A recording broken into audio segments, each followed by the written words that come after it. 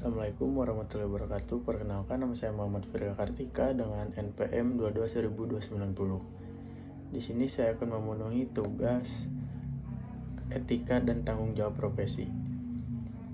Yang pertama ini ada pengertian dari kode etik, yaitu tanda atau simbol berupa kata-kata, tulisan, atau benda yang disepakati untuk maksud tertentu. Misalnya menjamin suatu berita, keputusan, atau suatu kesepakatan pada organisasi. Kode juga dapat berarti kumpulan peraturan yang sistematis. Adapun kode etik yaitu norma atau asas yang diterima oleh suatu kelompok tertentu sebagai landasan tingkah laku sehari-hari di masyarakat maupun tempat kerja. Menurut Siddhartha, kode etik adalah prinsip-prinsip moral yang melekat pada suatu profesi dan disusun secara sistematis. Ini berarti tanpa kode etik yang sengaja disusun secara sistematis itu pun suatu profesi tetap bisa berjalan karena prinsip-prinsip moral tersebut sebenarnya sudah melekat pada profesi tersebut. Meskipun demikian, kode etik menjadi perlu karena jumlah penyandang profesi itu sendiri sudah demikian. Di samping itu, tuntutan masyarakat juga makin bertambah kompleks. Pada titik seperti inilah organisasi profesi mendesak untuk dibentuk. Dalam kode etik terdapat sistem norma, nilai, dan aturan profesional tertulis secara tegas menyatakan apa yang benar dan baik serta tidak benar dan tidak baik bagi profesionalitas. Kode etik menyatakan perbuatan yang benar atau salah dan harus dilakukan atau dihindari. Kode etik juga bertujuan agar profesional dapat memberikan jasa sebaik-baiknya kepada pemakai atau nasabahnya. Adapun kode etik akan melindungi perbuatan yang tidak profesional. Sifat dan orientasi kode etik profesional meliputi yang pertama ada singkat, kedua sederhana, ketiga jelas dan konsisten, keempat masuk akal, kelima dapat diterima, enam praktis dan dapat dilaksanakan, 7 komprehensif dan lengkap, 8 positif dalam formulanya. Kode etik diorientasikan dan ditunjukkan kepada yang pertama, yang A ada rekan, yang B profesi, yang C badan, yang D nasabah atau pemakai, yang E negara, dan F masyarakat. Kode etik itu memberi petunjuk untuk hal-hal berikut. Yang ke-1 ada hubungan antara klien dan tenaga ahli dari profesi, pengukuran dan standar evaluasi yang dipakai dalam profesi. Ketiga, konsultasi dan praktik pribadi. Keempat, tingkat kemampuan kompetensi yang umum. Kelima, administrasi personalia. Keenam, standar-standar untuk peralihan. Yang pertama ada kode etik profesi jaksa. Kode etik profesi jaksa diatur dalam Peraturan Jaksa Agung Nomor Per 014-A-JA-11 Tahun 2012 tentang kode perilaku jaksa dengan ketentuan sebagai berikut. Yang pertama ada kewajiban jaksa. Dalam pasal 3, kewajiban jaksa kepada negara. Poin A, setia dan taat kepada Pancasila serta Undang-Undang Dasar Negara Republik Indonesia tahun 1945. Yang poin B, bertindak berdasarkan peraturan perundang-undangan yang berlaku, mengindahkan norma agama, kesopanan, kesusilaan yang hidup dalam masyarakat serta menjunjung tinggi hak asasi manusia. Dan poin C, melaporkan dengan segera kepada pimpinannya apabila mengetahui hal yang dapat membahayakan atau merugikan negara. Dalam pasal 4, kewajiban jaksa kepada institusi, menerapkan doktrin trikrama adjaksa dalam melaksanakan tugas dan wewenangnya. Yang B, menjunjung tinggi sumpah dan atau janji jabatan jaksa. Yang C, menjalankan tugas sesuai dengan visi dan misi Kejaksaan Republik Indonesia. Yang D, melaksanakan tugas sesuai peraturan kedinasan dan jenjang kewenangan. Yang E, menampilkan sikap kepemimpinan melalui ketauladanan, keadilan, ketulusan, serta kewibawaan. Dan yang F, mengembangkan semangat kebersamaan dan solidaritas serta saling memotivasi untuk meningkatkan kinerja dengan menghormati hak dan kewajibannya. Dalam pasal 5, kewajiban jaksa kepada profesi jaksa. Yang A ini menjunjung tinggi kehormatan dan martabat profesi dalam melaksanakan tugas dan kewenangannya dengan integritas profesional, mandiri, jujur, dan adil. Yang B, mengundurkan diri dari penanganan perkara apabila mempunyai kepentingan pribadi atau keluarga. Yang C, mengikuti pendidikan dan pelatihan sesuai dengan peraturan kedinasan. Yang D, meningkatkan ilmu pengetahuan, keahlian, dan teknologi, serta mengikuti perkembangan hukum yang relevan dalam lingkup nasional dan internasional.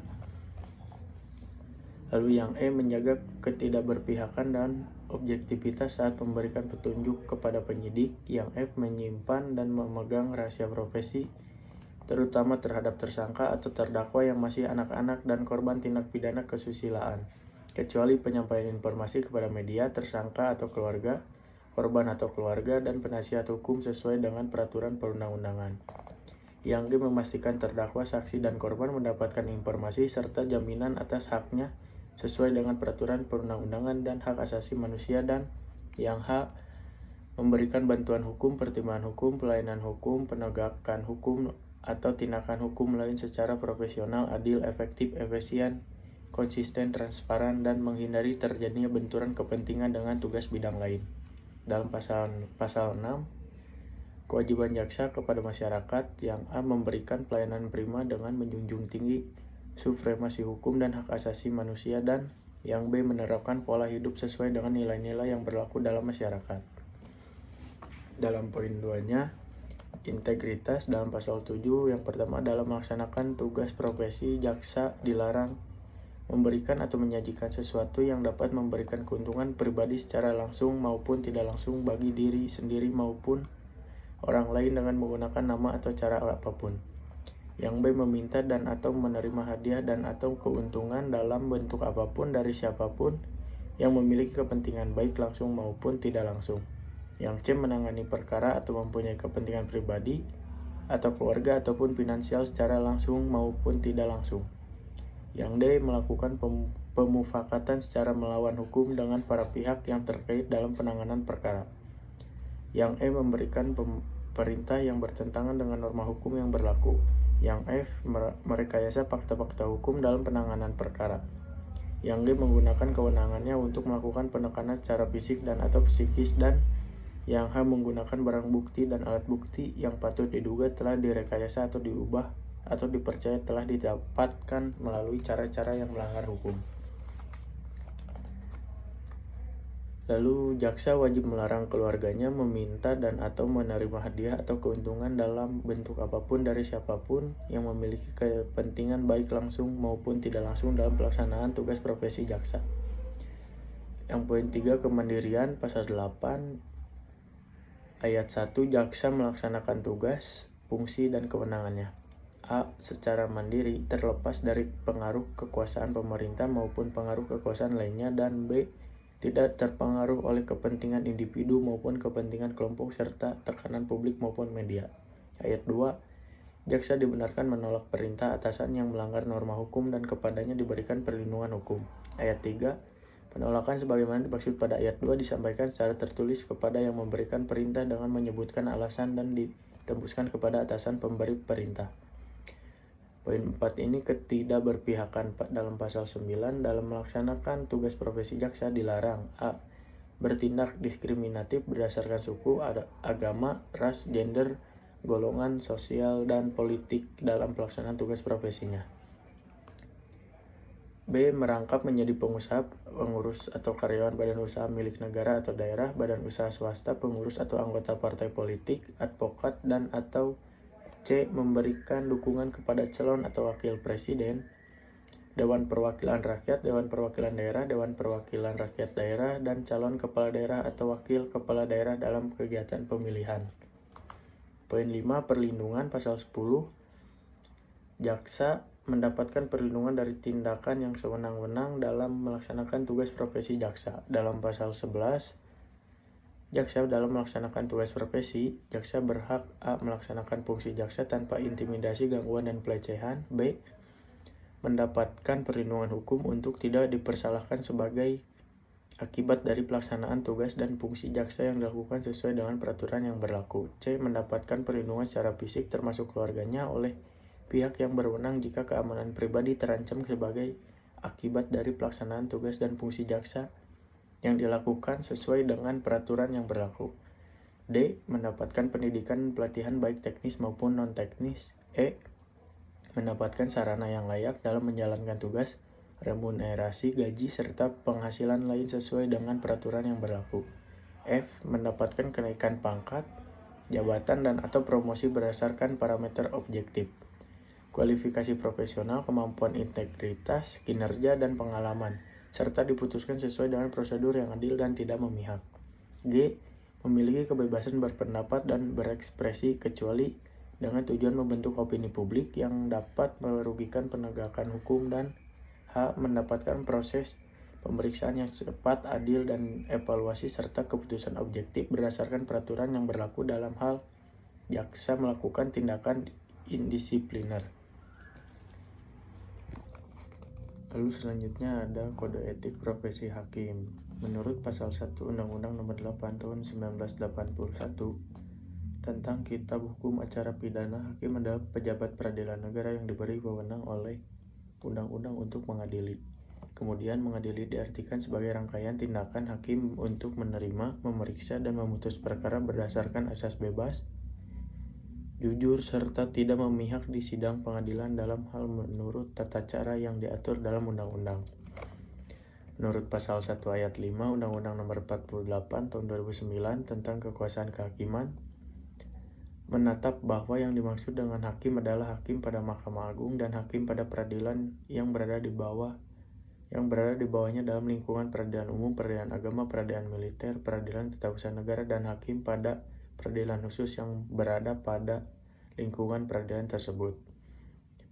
Adapun hakim konstitusi adalah hakim pada Mahkamah Konstitusi. Hakim ad hoc adalah hakim yang bersifat sementara dan memiliki keahlian serta pengalaman di bidang tertentu untuk memeriksa, mengadili, juga memutus suatu perkara yang pengangkatannya diatur dalam undang-undang.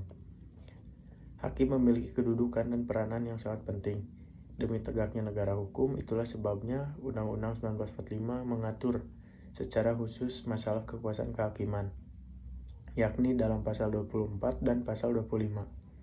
Penjelasan kedua pasal tersebut menegaskan bahwa kekuasaan kehakiman ialah kekuasaan yang merdeka, artinya terlepas dari pengaruh siapapun. Profesi hakim menempati posisi yang berbeda dalam berbagai sistem hukum. Walaupun demikian, disepakati bahwa hakim adalah penafsiran utama norma hukum umum ke dalam peristiwa konkret yang terjadi. Wilayah kerja hakim secara fungsional di pengadilan melaksanakan dan menggali keadilan serta berusaha mengatasi segala hambatan dan rintangan untuk dapat tercapainya peradilan yang dikehendaki undang-undang. Oleh karena itu harus menjunjung tinggi etika profesi. Profesi hakim memiliki sistem etika yang mampu menciptakan disiplin tata kerja dan menyediakan garis batas tata nilai sehingga dapat dijadikan pedoman bagi hakim untuk menyelesaikan tugasnya dalam menjalankan fungsi, juga mengemban profesinya, serta dijadikan pedoman perilaku keutamaan moral bagi hakim, baik dalam menjalankan fungsi profesi maupun dalam hubungan kemasyarakatan di luar kedinasan. Mahkamah Agung dan Komisi Yudisial telah mengeluarkan surat keputusan bersama nomor 047-SKB-6-2009 dan nomor 02-SKB dan PKY-6-2009 tentang kode etik dan pedoman perilaku hakim yang mengatur perilaku hakim sebagai berikut. Yang pertama ada berperilaku adil. Adil bermakna menempatkan sesuatu pada tempatnya dan memberikan yang menjadi haknya. Didasarkan pada suatu prinsip bahwa semua orang sama kedudukannya di depan hukum. Dengan demikian, tuntutan yang paling mendasar dari keadilan adalah memberikan perlakuan dan kesempatan yang sama atau equality and fairness terhadap setiap orang. Oleh karenanya, seseorang melaksanakan tugas atau profesi di bidang peradilan yang memikul tanggung jawab menegakkan hukum yang adil dan benar, serta harus selalu berlaku adil dengan tidak membedakan orang. Penerapannya A. Umum. Yang pertama, hakim wajib melaksanakan tugas-tugasnya hukumnya dengan menghormati asas praduga tak bersalah tanpa mengharapkan imbalan. Kedua, hakim wajib tidak memihak baik di dalam maupun di luar pengadilan dan tetap menjaga serta menumbuhkan kepercayaan masyarakat pencari keadilan. Ketiga, hakim wajib menghindari hal-hal yang dapat mengakibatkan pencabutan haknya untuk mengadili perkara yang bersangkutan. Yang keempat, hakim dilarang memberikan kesan bahwa salah satu pihak yang tengah berperkara atau kuasanya termasuk penuntut dan saksi berada dalam posisi yang istimewa untuk memengaruhi hakim yang bersangkutan. Lalu hakim dapat menjalankan tugas yudisialnya dilarang menunjukkan rasa suka atau tidak suka keberpihakan, prasangka, atau pelecehan terhadap suatu ras, jenis kelamin, agama, asal kebangsaan, perbedaan kemampuan fisik atau mental, usia, atau status sosial ekonomi, maupun atas dasar kedekatan hubungan dengan pencari keadilan atau pihak-pihak yang terlibat dalam proses peradilan baik melalui perkataan maupun tindakan. Hakim dalam satu proses persidangan wajib meminta kepada semua pihak yang terlibat proses persidangan untuk menerapkan standar perilaku sebagaimana dimaksud dalam butir 5. Hakim dilarang bersikap mengeluarkan perkataan atau melakukan tindakan lain yang dapat menimbulkan kesan memihak, berprasangka, mengancam, atau menyudutkan para pihak atau kuasanya atau saksi-saksi, dan harus pula menerapkan standar perilaku yang sama bagi advokat, penuntut, pegawai pengadilan, atau pihak lain yang tunduk pada arahan dan pengawasan hakim yang bersangkutan. Hakim harus memberikan keadilan kepada semua pihak dan tidak beritikat semata-mata untuk menghukum. Hakim dilarang menyuruh atau mengizinkan pegawai pengadilan atau pihak-pihak lain untuk memengaruhi, mengarahkan, atau mengontrol jalannya sidang sehingga menimbulkan perbedaan perlakuan terhadap para pihak yang terkait dengan perkara. Yang B, mendengar kedua belah pihak. Yang pertama, hakim harus memberikan kesempatan yang sama kepada setiap orang, khususnya pencari keadilan atau kuasanya yang mempunyai kepentingan dalam suatu proses hukum di pengadilan. Yang kedua, hakim tidak boleh berkomunikasi dengan pihak yang berperkara di luar persidangan kecuali dilakukan di dalam lingkungan gedung pengadilan demi kepentingan kelancaran persidangan yang dilakukan secara terbuka. Diketahui pihak-pihak yang berperkara tidak melanggar prinsip persamaan perlakuan dan ketidakberpihakan. Yang kedua, berperilaku jujur. Kejujuran bermakna dapat berani menyatakan bahwa benar adalah benar dan salah adalah salah. Kejujuran mendorong terbentuknya pribadi yang kuat dan membangkitkan kesadaran akan hakikat yang hak dan batil. Dan demikian akan terwujudnya sikap pribadi yang tidak berpihak kepada setiap orang baik dalam persidangan maupun di luar persidangan. Dalam penerapannya, umum. Yang pertama, hakim harus berperilaku jujur atau fair dan menghindari perbuatan yang tercela atau dapat menimbulkan kesan tercela.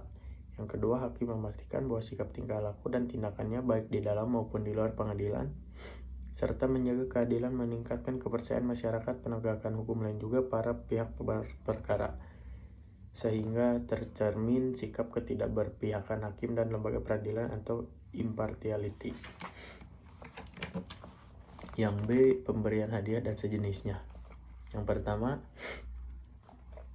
hakim tidak boleh meminta atau menerima dan harus mencegah suami atau istri hakim, orang tua, anak, atau anggota keluarga lainnya untuk meminta atau menerima janji, hadiah, hibah, warisan, pemberian, penghargaan, dan pinjaman atau fasilitas dari advokat, penuntut, orang yang sedang diadili, pihak lain yang kemungkinan kuat akan diadili, lalu pihak yang memiliki kepentingan baik langsung maupun tidak langsung terhadap suatu perkara yang sedang diadili atau kemungkinan kuat akan diadili oleh hakim yang bersangkutan secara wajar atau reasonable, patut dianggap bertujuan atau mengandung dimaksud untuk mempengaruhi hakim dalam menjalankan tugas peradilannya.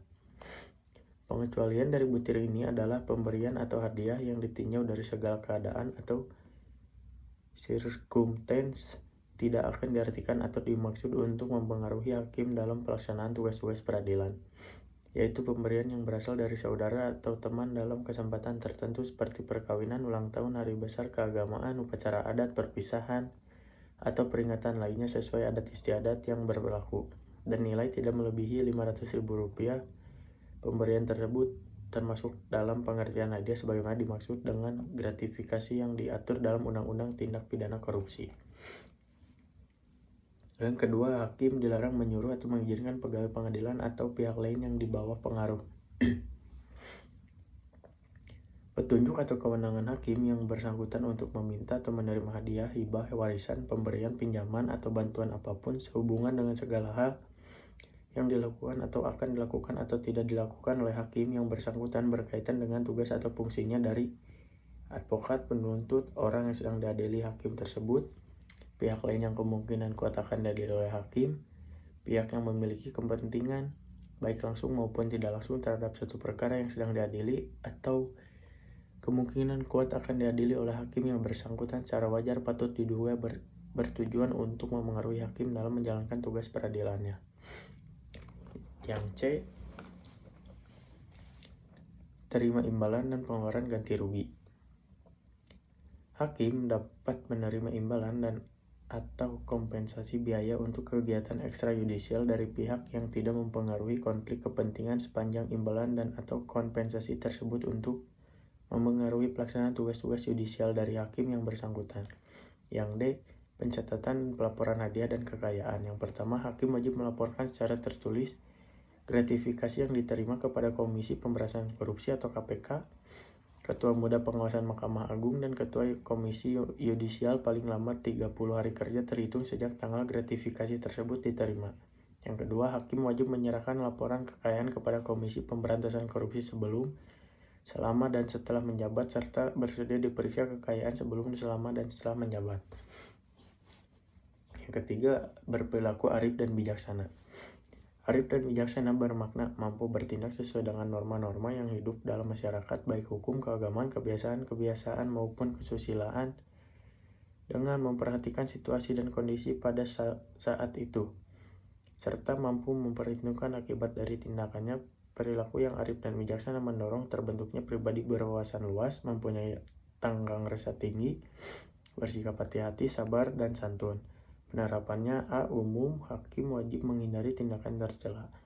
Yang kedua, hakim dalam hubungan pribadinya dengan anggota profesi hukum lain yang secara teratur beracara di pengadilan wajib menghindari situasi yang dapat menimbulkan kecurigaan atau sikap keberpihakan. Hakim dilarang mengadili perkara di mana anggota keluarga hakim yang bersangkutan bertindak mewakili suatu pihak yang berperkara atau sebagai pihak yang memiliki kepentingan dengan perkara tersebut. Hakim dilarang mengizinkan tempat kediaman digunakan oleh seorang anggota suatu profesi hukum untuk menerima klien atau menerima anggota-anggota lainnya dari profesi hukum tersebut. Hakim dalam menjalankan tugas-tugas yudisialnya wajib terbebas dari pengaruh keluarga dan pihak ketiga lainnya. Hakim dilarang menggunakan wibawa pengadilan untuk kepentingan pribadi, keluarga, atau pihak ketiga lainnya. Hakim dilarang mempergunakan keterangan yang diperolehnya dalam proses peradilan untuk tujuan lain atau tidak terkait dengan wewenang dan tugas yudisialnya. Hakim dapat membentuk atau ikut serta dalam organisasi para hakim atau turut serta dalam lembaga yang mewakili kepentingan para hakim. Hakim berhak melakukan kegiatan ekstrayudisial sepanjang tidak mengganggu pelaksanaannya tugas yudisial, antara lain menulis, memberi kuliah, mengajar, dan turut serta dalam kegiatan-kegiatan yang berkenan dengan hukum, sistem hukum, ketatalaksanaan, keadilan, atau hal-hal yang terkait dengannya. Yang B. Pemberian pendapat atau keterangan kepada publik. Hakim dilarang mengeluarkan pernyataan kepada masyarakat yang dapat memengaruhi, menghambat, atau mengganggu berlangsungnya proses peradilan yang adil, independen, dan tidak memihak. Hakim tidak boleh memberi keterangan atau pendapat mengenai substansi suatu perkara di luar proses persidangan pengadilan, baik terhadap perkara yang diperiksa atau diputusnya maupun perkara lainnya.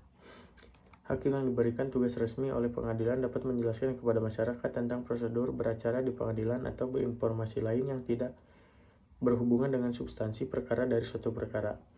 Hakim dapat memberikan keterangan atau menulis artikel dalam surat kabar atau terbitan berkala dan bentuk-bentuk kontribusi lainnya yang dimaksud untuk menginformasikan kepada masyarakat mengenai hukum atau administrasi peradilan secara umum yang tidak berhubungan dengan masalah substansi perkara tertentu.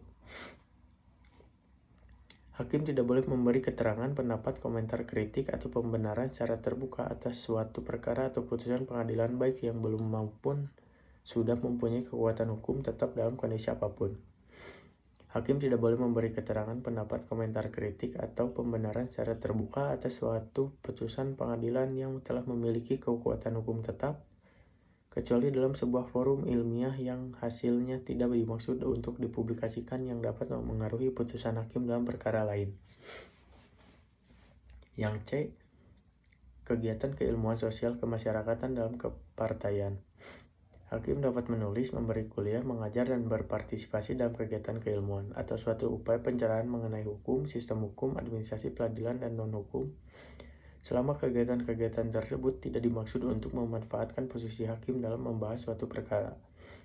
Hakim boleh menjabat sebagai pengurus atau anggota organisasi nirlaba yang bertujuan untuk perbaikan hukum, sistem hukum, administrasi peradilan, lembaga pendidikan, dan sosial kemasyarakatan sepanjang tidak memengaruhi sikap kemandirian hakim. Hakim tidak boleh menjadi pengurus atau anggota dari partai politik atau secara terbuka menyatakan dukungan terhadap salah satu partai politik atau terlibat dalam kegiatan yang dapat menimbulkan persangkaan beralasan bahwa hakim tersebut mendukung suatu partai politik. Hakim dapat berpartisipasi dalam kegiatan kemasyarakatan dan amal yang tidak mengurangi sikap netral atau ketidakberpihakan hakim. Yang keempat, ada bersikap mandiri. Mandiri bermakna mampu bertindak sendiri tanpa bantuan pihak lain, bebas dari campur tangan siapapun, dan bebas dari pengaruh apapun. Sikap mandiri mendorong terbentuknya perilaku hakim yang tangguh, berpegang teguh pada prinsip, dan keyakinan atas kebenaran suatu tuntutan moral serta ketentuan hukum yang berlaku. Dalam penerapannya, hakim harus menjalankan fungsi peradilan secara mandiri dan bebas dari pengaruh, tekanan, ancaman, atau bujukan baik bersifat langsung maupun tidak langsung dari pihak manapun. Hakim wajib bebas dari hubungan yang tidak patut dengan lembaga eksekutif maupun legislatif serta kelompok lain yang berpotensi mengancam kemandirian, independensi hakim dan badan peradilan. Hakim wajib berperilaku mandiri guna memperkuat kepercayaan masyarakat terhadap badan peradilan. Yang kelima, berintegritas tinggi. Integritas bermakna sikap dan kepribadian yang utuh, berwibawa, jujur, dan tidak tergoyahkan.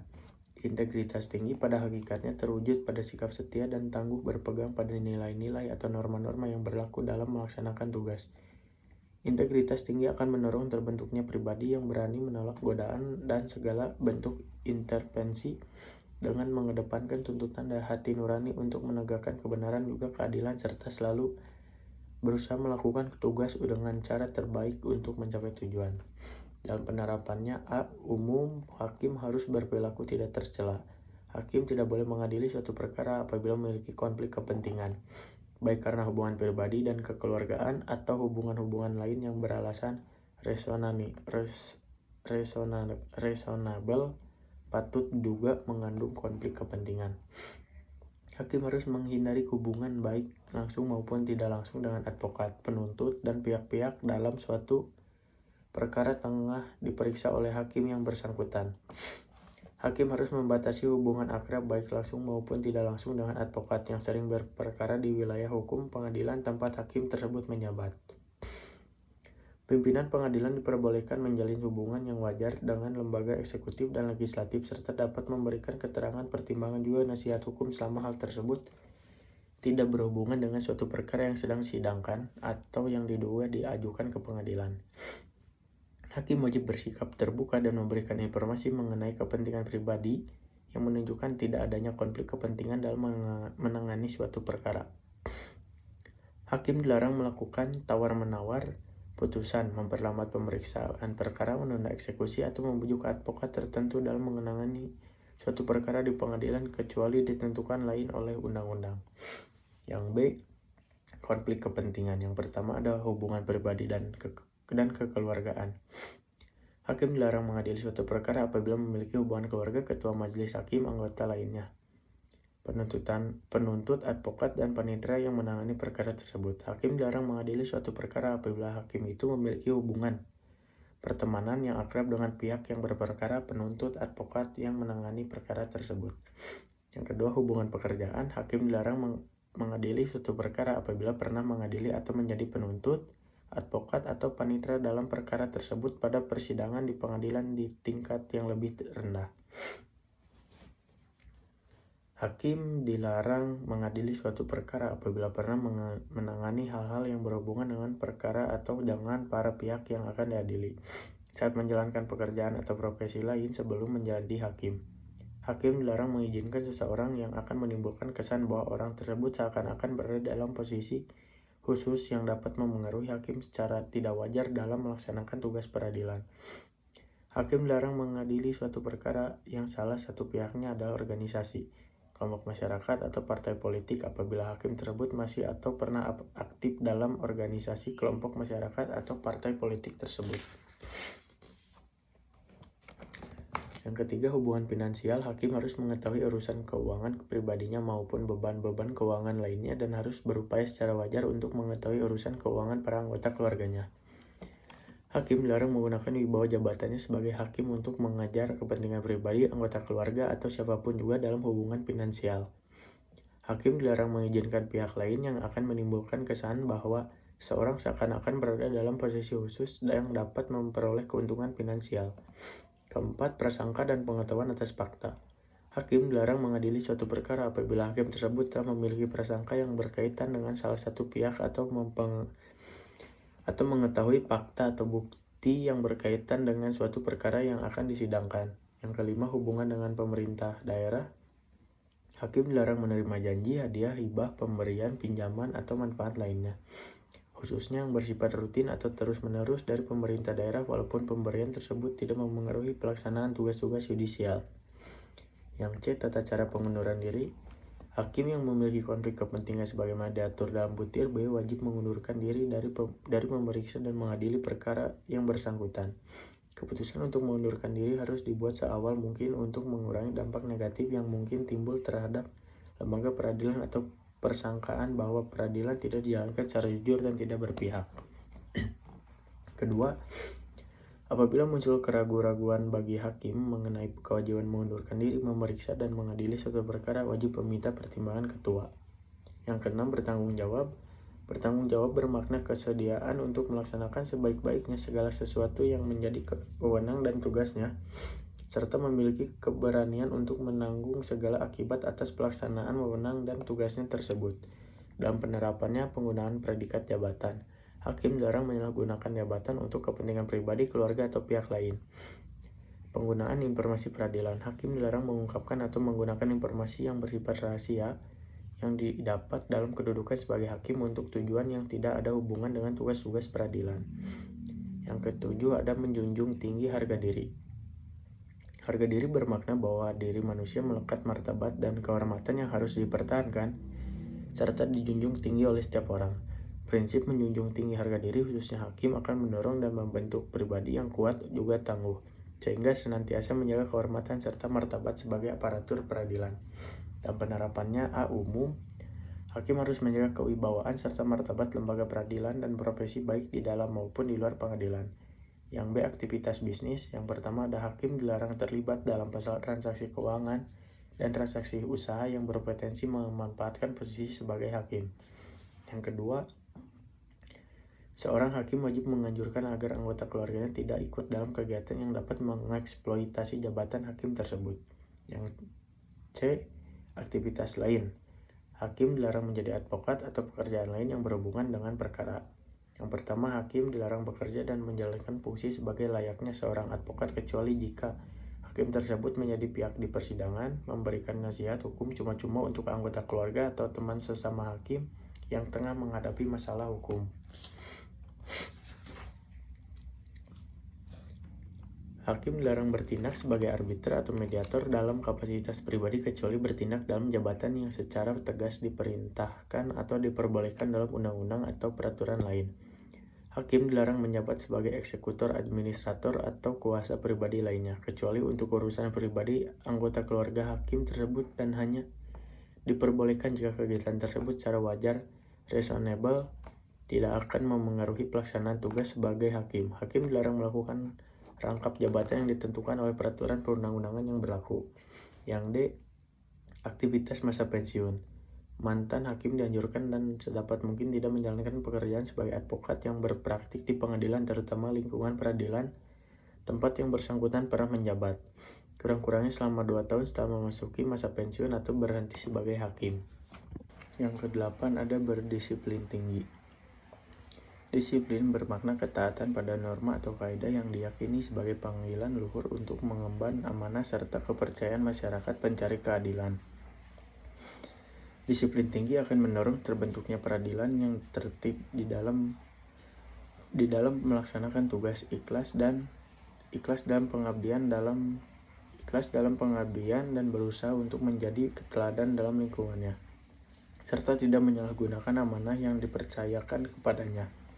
Dan penerapannya, hakim berkewajiban mengetahui dan mendalami serta melaksanakan tugas pokok sesuai dengan peraturan perundang-undangan yang berlaku, khususnya hukum acara, agar dapat menerapkan hukum secara benar dan dapat memenuhi rasa keadilan bagi setiap pencari keadilan. Hakim harus menghormati hak-hak para pihak dalam proses peradilan dan berusaha mewujudkan pemeriksaan perkara secara sederhana, cepat, dan biaya ringan. Hakim harus membantu para pihak dan berusaha mengatasi segala hambatan dan rintangan untuk mewujudkan peradilan yang sederhana, cepat, dan biaya ringan sesuai dengan peraturan perundang-undangan yang berlaku. Ketua pengadilan atau hakim yang ditunjuk harus mendistribusikan perkara kepada majelis hakim secara adil dan merata, serta menghindari pendistribusian perkara kepada hakim yang memiliki konflik kepentingan. Yang kesembilan, berperilaku rendah hati. Rendah hati bermakna kesadaran dan keterbatasan kemampuan diri, jauh dari kesempurnaan, dan terhindar dari setiap bentuk keangkuhan. Rendah hati akan mendorong terbentuknya sikap realistis, mau membuka diri untuk terus belajar, menghargai pendapat orang lain, menumbuh kembangkan sikap tenggang rasa, serta mewujudkan kesederhanaan penuh rasa syukur dan ikhlas di dalam mengemban tugas. Dan penerapannya, pengabdian hakim harus melaksanakan pekerjaan sebagai sebuah pengabdian yang tulus. Pekerjaan hakim bukan semata-mata sebagai mata pencarian dalam lapangan kerja untuk mendapat penghasilan materi, melainkan sebuah amanat yang akan dipertanggungjawabkan kepada masyarakat dan Tuhan Yang Maha Esa. Popularitas, hakim tidak boleh bersikap, bertingkah laku, atau melakukan tindakan pencari popularitas, pujian, penghargaan, dan sanjungan dari siapapun juga. Bersikap profesional. Profesional bermakna suatu sikap moral dilandasi oleh tekad untuk melaksanakan pekerjaan yang dipilihnya dengan kesungguhan, didukung oleh keahlian atas dasar pengetahuan, keterampilan, dan wawasan luas. Sikap profesional akan mendorong terbentuknya pribadi yang senantiasa menjaga dan mempertahankan mutu pekerjaan serta berusaha untuk meningkatkan pengetahuan dan kinerja sehingga tercapai setinggi-tingginya mutu hasil pekerjaan efektif dan efisien. Penerapannya, hakim harus mengambil langkah-langkah untuk memelihara dan meningkatkan pengetahuan, keterampilan, dan kualitas pribadi untuk dapat melaksanakan tugas-tugas peradilan secara baik. Hakim harus secara tekun melaksanakan tanggung jawab administratif dan bekerja sama dengan para hakim dan pejabat pengadilan dalam menjalankan administrasi peradilan. Hakim wajib mengutamakan tugas yudisialnya di atas kegiatan yang lain secara profesional. Hakim wajib menghindari terjadinya kekeliruan dalam membuat keputusan atau mengabaikan fakta yang dapat menjerat terdakwa atau para pihak, atau dengan sengaja membuat pertimbangan yang menguntungkan terdakwa atau para pihak dalam mengadili suatu perkara yang ditanganinya. K. Kode etik profesi notaris. Lalu selanjutnya, kode etik profesi kepolisian. Kepolisian Negara Republik Indonesia yang selanjutnya disingkat Polri adalah alat negara yang berperan dalam memelihara keamanan dan ketertiban masyarakat, menegakkan hukum, serta memberikan perlindungan, pengayoman, dan pelayanan kepada masyarakat dalam rangka terpeliharanya keamanan dalam negeri. Kode etik Polri telah dituangkan dalam Peraturan Kapolri Nomor 14 Tahun 2011 tentang Kode Etik Profesi Kepolisian Negara Republik Indonesia. Ketentuan tersebut sebagai berikut.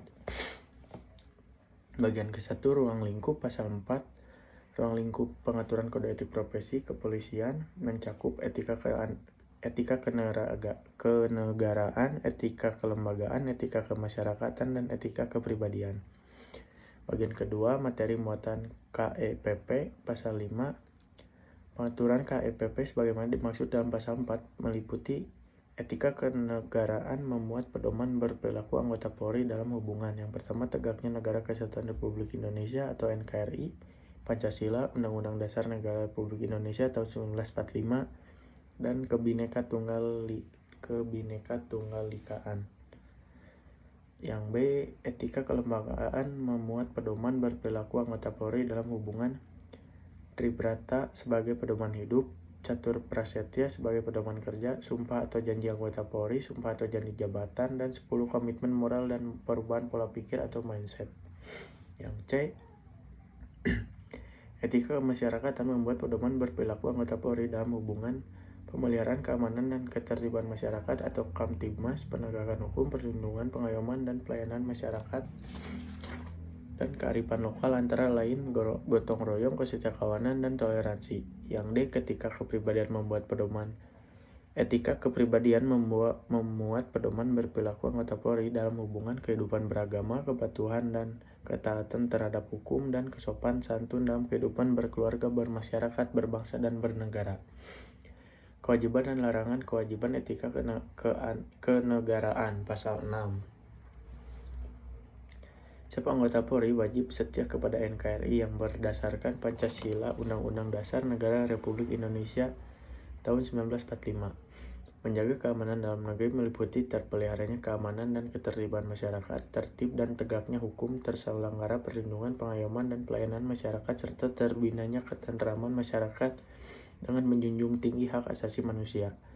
Menjaga terpeliharanya keutuhan wilayah NKRI, menjaga terpeliharanya persatuan dan kesatuan bangsa dalam kebinekaan dengan menjunjung tinggi kedaulatan rakyat, mengutamakan kepentingan bangsa dan NKRI daripada kepentingan sendiri seseorang dan atau golongan, memelihara dan menjaga kehormatan bendera negara Sang Merah Putih, bahasa Indonesia, lambang negara, Garuda Pancasila, dan lagu kebangsaan Indonesia Raya sesuai dengan ketentuan peraturan perundang-undangan, membangun kerjasama dengan sesama pejabat penyelenggara negara dan pejabat negara dalam pelaksanaan tugas, dan bersikap netral dalam kehidupan berpolitik.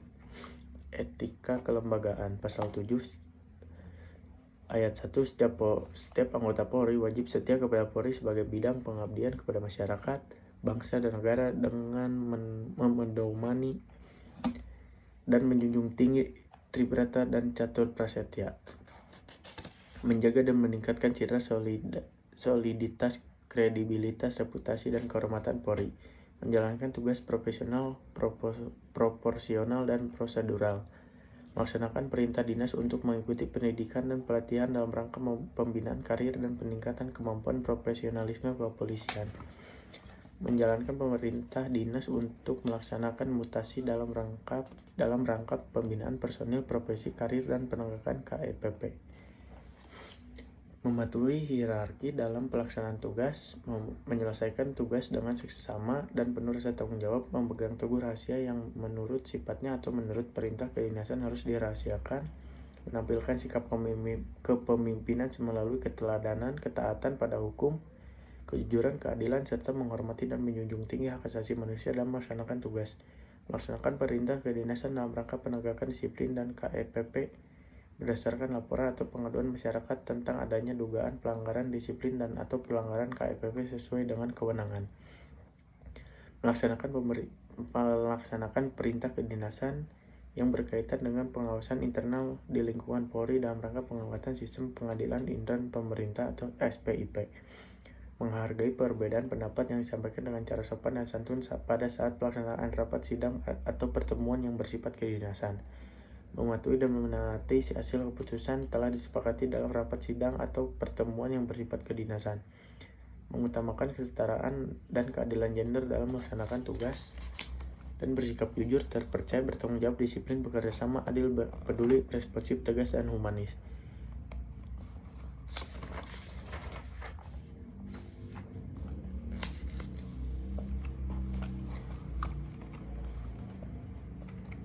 Setiap anggota Polri yang berkedudukan atasan wajib menunjukkan kepemimpinan yang melayani, servant leadership, keteladanan, menjadi konsultan yang dapat menyelesaikan masalah, solutif, serta menjamin kualitas kinerja bawahan dan kesatuan quality assurance, menindaklanjuti dan menyelesaikan hambatan tugas yang dilaporkan oleh bawahan sesuai tingkat kewenangannya, dan segera menyelesaikan dugaan pelanggaran yang dilakukan oleh bawahan.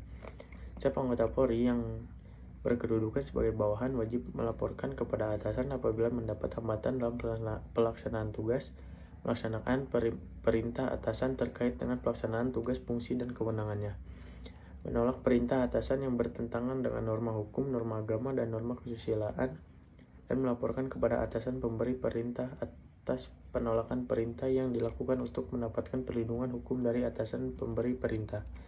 Sesama anggota Polri wajib saling menghargai dan menghormati dalam melaksanakan tugas, bekerja sama dalam rangka meningkatkan kinerja, melaporkan setiap pelanggaran KEPP atau disiplin tindak pidana yang dilakukan oleh anggota Polri yang dilihat atau diketahui secara langsung kepada pejabat yang berwenang.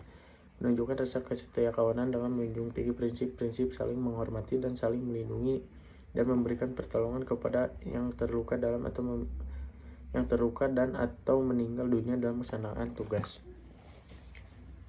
Pejabat Polri yang berwenang sebagaimana dimaksud pada ayat 4 huruf C wajib memberikan perlindungan. Pasal 8, setiap anggota Polri wajib mendahulukan peran tugas wewenang dan tanggung jawab berdasarkan ketentuan peraturan perundang-undangan daripada status hak dan mengindahkan norma agama, norma kesusilaan, dan nilai kearifan lokal. Pasal 9, setiap anggota Polri melaksanakan tugas penegakan hukum sebagai penyelidik, penyidik, pembantu, dan penyidik wajib melakukan penyelidikan, penyidik perkara pidana dan menyelesaikan sesuai ketentuan peraturan perundang-undangan serta melaporkan hasil pelaksanaan tugasnya kepada atasan penyidik.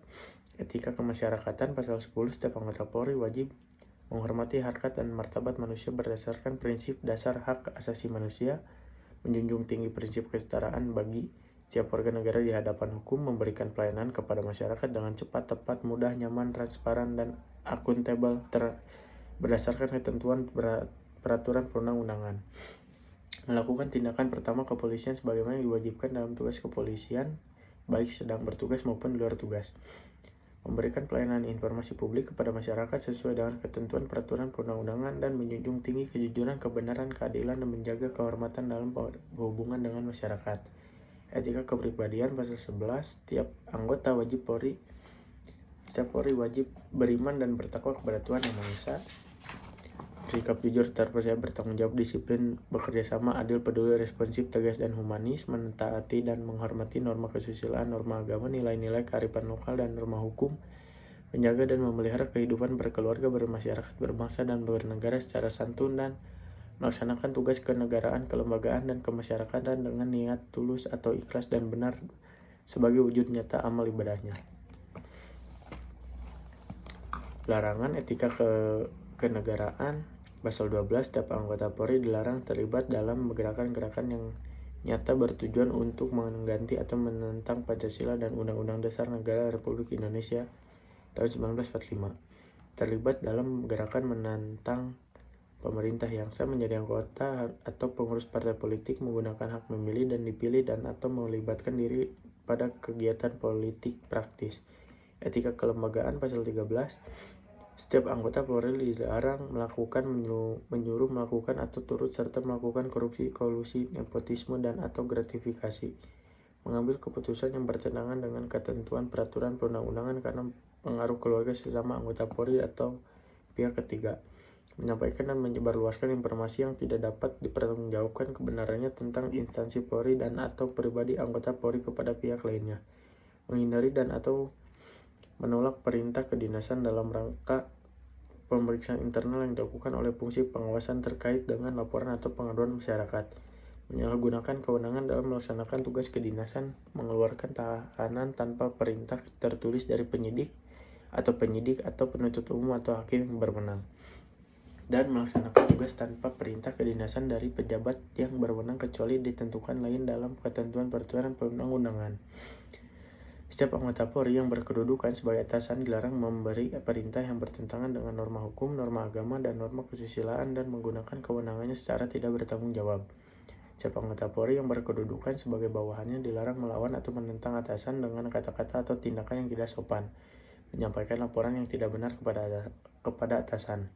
Sesama anggota Polri dilarang saling menista dan atau menghina, meninggalkan anggota Polri lain yang sedang bersama melaksanakan tugas, melakukan tindakan yang diskriminatif, melakukan permufakatan pelanggaran KEPP atau disiplin atau ditindak pidana dan berperilaku kasar dan tidak patut. Pasal 14, setiap anggota Polri dalam melaksanakan tugas penegakan hukum sebagai penyidik, penyelidik, pembantu, dan penyidik dilarang mengabaikan kepentingan pelapor, terlapor, atau pihak lain yang terkait dalam perkara yang bertentangan dengan ketentuan peraturan perundang-undangan, menetapkan tersangka di tempat bukan rumah tahanan negara atau Polri dan tidak memberitahukan kepada keluarga atau kuasa hukum tersangka, merekayasa dan memanipulasi perkara yang menjadi tanggung jawabnya dalam rangka penegakan hukum, merekayasa isi keterangan dalam berita acara pemeriksaan, melakukan pemeriksaan terhadap seseorang yang dengan memaksa untuk mendapatkan pengakuan. Melakukan penyidikan yang bertentangan dengan ketentuan peraturan perundang-undangan karena adanya campur tangan pihak lain. Menghambat kepentingan pelapor, terlapor, dan pihak terkait lainnya yang sedang berperkara untuk memperoleh haknya dan atau melaksanakan kewajiban. Menghambat dan menunda-nunda untuk penyerahan barang bukti yang disita kepada pihak yang berhak sebagai akibat dihentikannya penyidik tindak pidana. Melakukan penghentian atau membuka kembali penyidik tindak pidana yang tidak sesuai dengan ketentuan peraturan perundang-undangan. Melakukan hubungan atau pertemuan secara langsung atau tidak langsung di luar kepentingan dinas dengan pihak-pihak terkait dengan perkara yang sedang ditangani. Melakukan pemeriksaan di luar kantor penyidik kecuali ditentukan lain sesuai dengan ketentuan peraturan perundang-undangan dan menangani perkara yang berpotensi menimbulkan konflik kepentingan. Etika kemasyarakatan pasal 15. Setiap anggota Polri dilarang menolak atau mengabaikan permintaan pertolongan, bantuan, atau laporan dan pengaduan dari masyarakat yang menjadi lingkup tugas, fungsi, dan kewenangannya. Mencari-cari kesalahan masyarakat yang bertentangan dengan ketentuan peraturan perundang-undangan. Menyebarluaskan berita bohong dan atau menyampaikan ketidakpatutan berita yang dapat meresahkan masyarakat. Mengeluarkan ucapan isyarat dan atau tindakan yang dimaksud dengan mendapatkan imbalan atau keuntungan pribadi dalam memberikan pelayanan masyarakat.